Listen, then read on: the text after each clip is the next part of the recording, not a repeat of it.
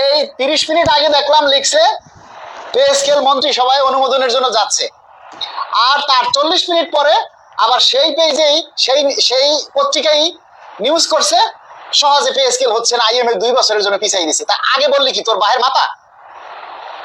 আগে কি তোর বাপের মাথাটা বললি যে পে স্কেলের প্রস্তাব মন্ত্রিসভায় অনুমোদনে যাচ্ছে?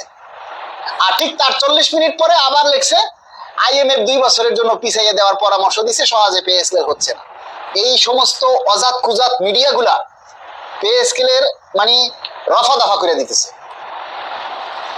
আমি শুধু আপনাদেরকে একটা কথাই বলবো, কেউ অনলাইন নিউজ দেখেন না, একেবারে টোটালি কেউ অনলাইন নিউজে কোনো লাইক কমেন্ট কোনো কিচ্ছু আপনারা করেন না, ওগুলো দেখেনি না, খালি পড়বেন। ওরা কি লেখে পড়বেন, লাইকও করবেন না, কমেন্টও করবেন না, ওরা বাধ্য হয়ে ওদের নিউজ বন্ধ করে দিবে। আপনারা কমেন্ট করেন, আপনারা সেখানে লাইক করেন, শেয়ার করেন, আর ওদের ব্যবসা হয়।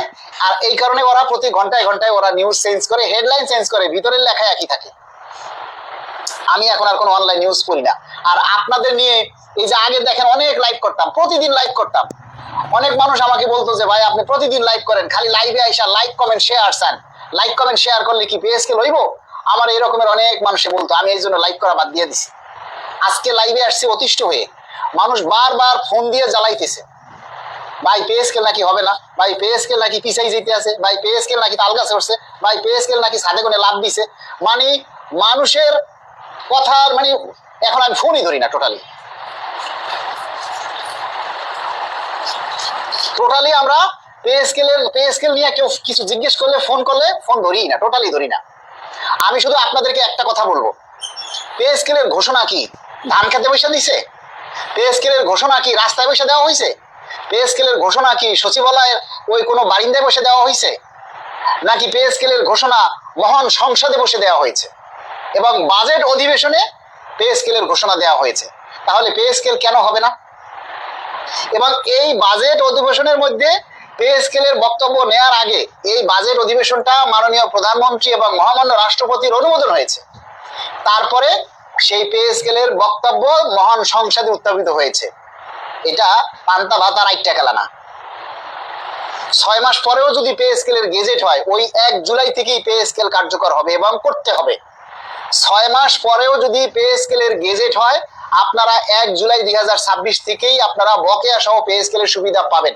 এবারে সকল অনলাইন নিউজ পেপার পত্রিকা বন্ধ করে দিন, পড়া বন্ধ করে দিন। পারলে নিজের ফেসবুক আইডিতে দ্রুত গেজেট প্রকাশের দাবি করুন, আর না পারলে ঘরে চুপ করে বসে থাকুন। আল্লাহ রিজিকে যা লিখছে, ভাগ্যে যা লিখছে তাই হবে। যদি সরকার 1 বছর পরে গেজেট দেয় তাহলে 1 বছর পরে হবে। যেহেতু আমাদের কোনো মুরদ নাই, আমাদের কোনো ক্ষমতা নাই, তাই আমাদের কিছু করার নাই। আমাদের 22 লাখ কর্মচারী, আমরা চাইলে অনেক কিছু করতে পারি, কিন্তু আমরা করি না।